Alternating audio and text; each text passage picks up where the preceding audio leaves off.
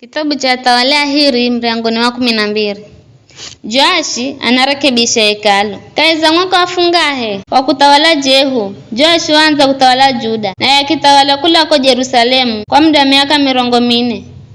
Mamewera naifa Zibia kula Beersheba. Joashi wahenda garigo gakarakara mbere za Bwana siku zose. Kwa ukala mlombi Jehoyada wara na mlongoza. Ela hata vizho zose mza zulu za kuabudira kazusire. Atumendera kula cha sadaka na kufukiza uvumba kuko. Wakati mwanga Joashi akiambiro alombi, kusanyani fedha zose zimbozo wazohere sadaka eri. Kaiza nyumba ya Bwana, yani fedha zikusanywa zohere kodi. Fedha ziloje wazokwa utuwa kuusa mahati, na fedha zimbozo wazokwa hiari. Kaiza nyumba ya Bwana.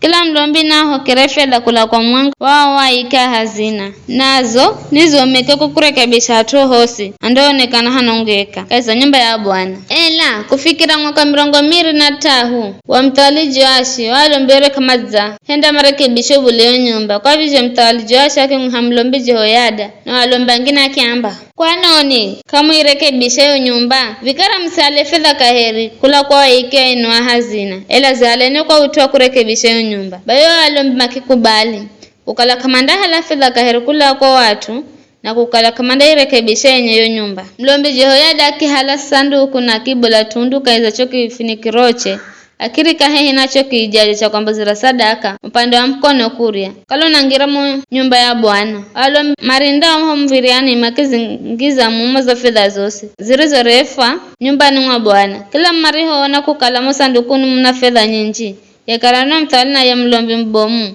makuza zitalazo fedha zirizo refu. Kaiza nyumba ya Bwana makizangiza mikobani zere zikalasi zamanyikana nyingahi mana hapari aho hatumarosa kulokimirira kazi ya nyumba ya Bwana na mari hoa mafunda kutonga na kujenga mareo kalama kihenda kazi ya kuyerekebisha nyumba ya Bwana, yani mafunda kujenga na asonge amawe magula mbao na mawega kusongwa kwa utuwa kurekebisha nyumba ya Bwana na kuruha gharama nyingine zose za kuirekebisha. Ela za fedha zirizo refa kaiza nyumba ya Bwana kazi umiriro kutengezera mabeseni ga fedha makasi ga kutosera thambi vibakuli ja kuangizira maji tarumbeta hedu vya vingine jojosi ja dhahabu hedu ja fedha kwa utuwa nyumba ya Bwana. Zarifo wahenda kazi ambao mazumiriro kurekebisha nyumba ya Bwana na kama malire kugerwa isabu ni watu marewa pazo fedha. Mario ahenda kazi kwani makala aminifu. Fedha sadaka ya makosa na ya dhambi. Kazi rehero nyumbani mwa Bwana. Zakara nizo alombi. Wakati huo Hazaeli mtawali wa Aramu wambuka akiushambulia mji wa Gathi na akiuteka. Ngonya akigaluka aishambulia Yerusalemu. Ela Joashi mtawali wa Juda akivihala vitu jose vilivyotengerwa mlunguni akare, yani Jehoshafati, Jehoramu na Ahazia atawalea Juda na Joari chokalawa vitenga yengwenye na dhahabu yosiri patikana kaiza hazina za nyumba ya Bwana na kaiza nyumba ya mtawali akimuhirikira Hazaeli mtawali wa Aramu.